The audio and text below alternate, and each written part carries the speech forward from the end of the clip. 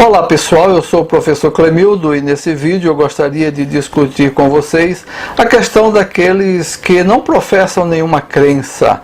Como é que a gente convive com toda essa diversidade e como que a gente lida com as pessoas que creem e com as pessoas que não acreditam em uma crença religiosa, por exemplo. Por que isso é importante? Porque geralmente quando a gente fala sobre a laicidade, em geral a gente só fala sobre a questão da diversidade religiosa, da liberdade religiosa, da ideia de que o Estado laico precisa reconhecer ou promover os grupos religiosos que já estão aí, e a gente não debate, não discute muito a respeito daqueles que não professam nenhuma crença religiosa.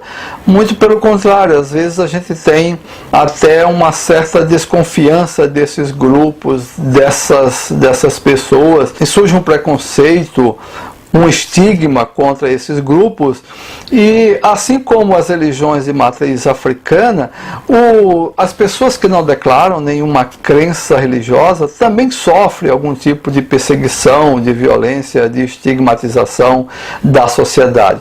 Por isso eu julgo que seja muito importante a gente debater hoje essa questão para a gente entender como é que funciona essa realidade. Quando a gente fala de laicidade, também é preciso a gente prestar atenção a uma coisa. Em geral, a gente acha que o Estado ele é ameaçado por uma linha religiosa, por uma linha teológica, quando essa linha ela é de caráter fundamentalista, quando ela quando ela expressa uma religiosidade muito radical, muito conservadora, e a gente então vê o fundamentalismo como uma ameaça à laicidade do Estado. Mas não é somente o fundamentalismo que se torna uma ameaça para a laicidade. É possível também que uma corrente ideológica, uma corrente de pensamento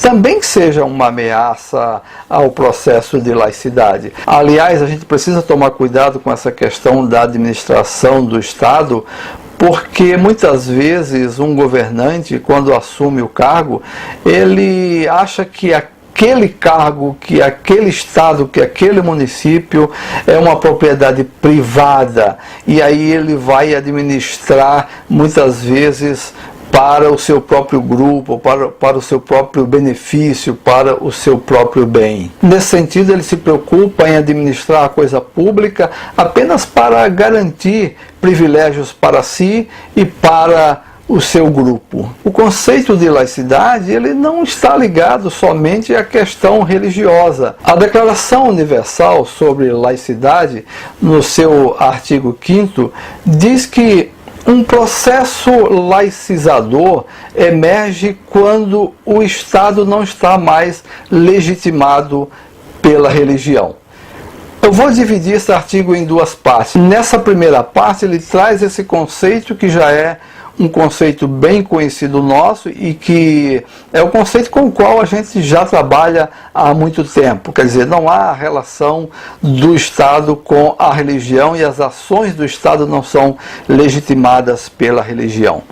Mas na segunda parte desse artigo, ele diz exatamente aquilo que a gente estava discutindo, que além do Estado não estar mais legitimado pela religião, ele também não defende, ele não está também legitimado por nenhuma corrente específica de pensamento. Para essa declaração de laicidade, não somente a religião é uma ameaça ao Estado, à laicidade, ao Estado laico, mas também uma corrente de pensamento específica. Mais na frente o artigo também diz que além do Estado não estar legitimado pela religião e também não estar preso a uma corrente de pensamento específica, é necessário que a população seja tratada com igualdade de direitos, com dignidade, para que ela possa exercer a sua soberania política, exercer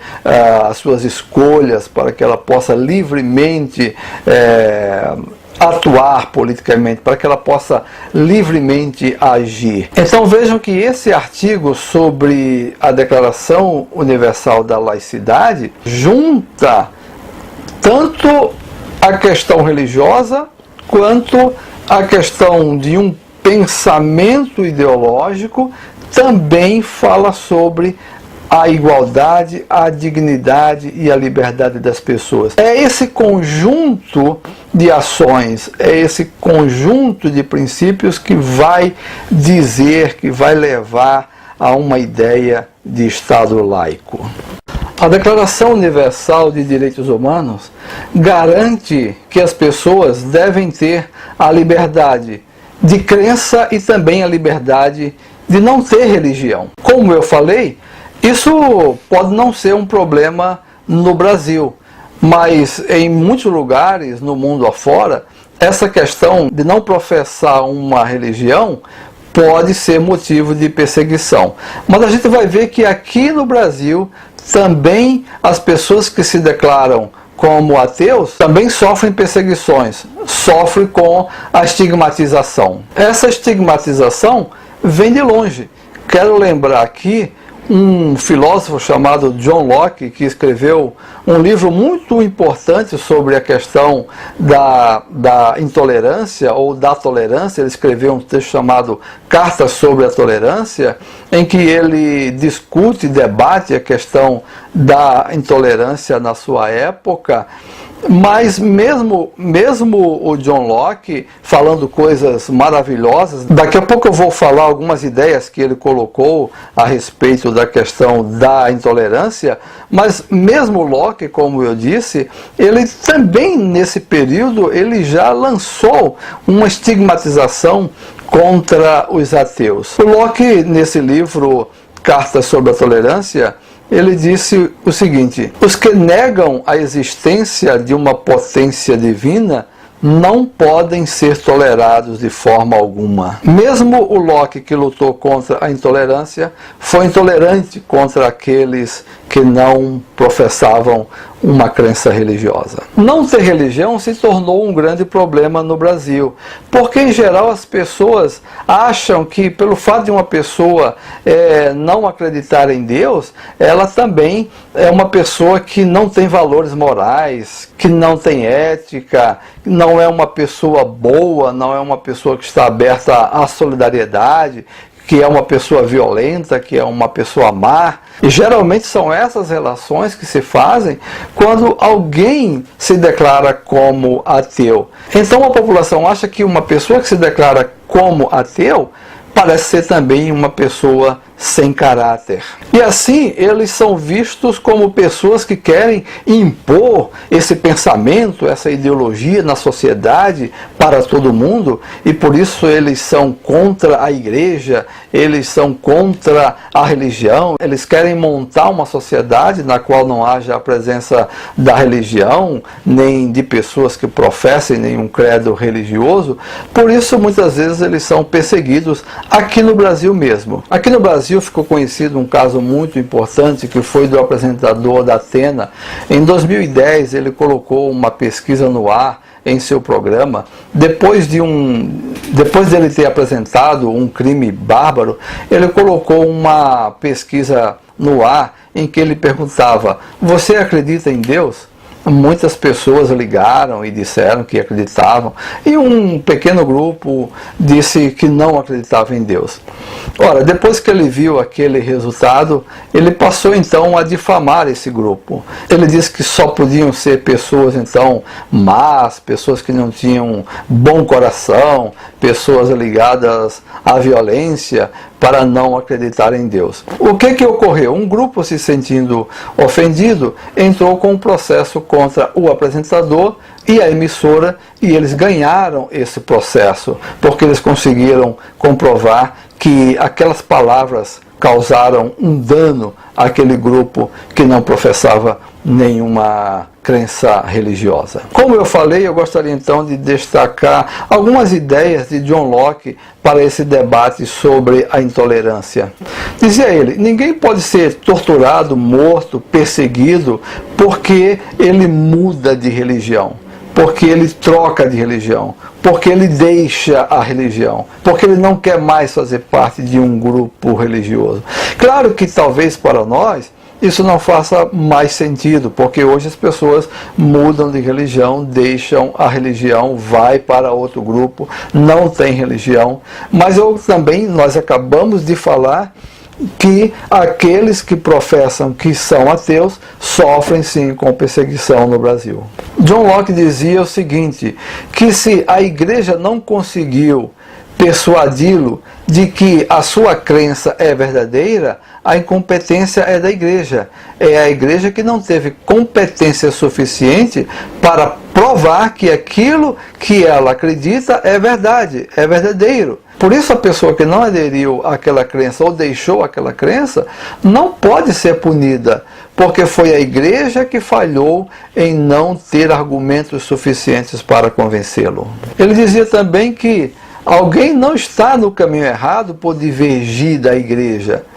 Se isso fosse verdade, a pessoa que está sendo acusada poderia utilizar o mesmo argumento em relação à igreja e dizer que a igreja está errada porque não concorda com o seu pensamento. Assim, de acordo com Locke, o papel do Estado é garantir a liberdade para todos. O Estado então entra como um juiz, como um intermediador, aquele que vai garantir os direitos para todos. Nesse sentido, o Estado deve respeitar a crença e a não crença. Mas há também quem entenda o seguinte: o Estado laico não apoia nenhuma religião, nem sequer um conjunto delas, nem mesmo todas as religiões. Então o Estado teria que ser totalmente isento, totalmente neutro em relação aos grupos religiosos. Nós temos então duas formas, dois modelos de ver a laicidade. Aqueles que enxergam na laicidade uma ameaça ao Estado e uma forma de hostilidade aos grupos religiosos, e aqueles que acreditam que a laicidade é uma forma da gente patrocinar a diversidade religiosa, reconhecer a diversidade religiosa e conviver ou patrocinar o diálogo entre os grupos religiosos. É preciso a gente entender que o fato de uma pessoa se declarar ateu, ou o fato de uma pessoa não ter nenhuma crença religiosa, isso não quer dizer que ele não tenha conseguido traçar objetivos para a sua vida. Não é somente a religião que dá sentido à existência. Uma pessoa que não expressa nenhuma crença religiosa pode sim encontrar um sentido para a sua existência, para a sua vida, em outras crenças, em outros pensamentos, em outras ideologias. E isso não é nenhum problema, nem deve ser nenhum problema para a sociedade. Agora, a gente também precisa entender que muitas vezes, quando a gente luta pela laicidade e a gente tem, por exemplo, que combater a presença da religião em determinadas áreas, isso não quer dizer que a gente está sendo contra a religião. Pelo contrário, a gente quer regular a presença da religião e fazer com que todos os grupos religiosos tenham a mesma igualdade na sociedade. O que acontece é que muitas vezes alguns grupos acham que pelo fato de você lutar pela laicidade, você está lutando contra a religião.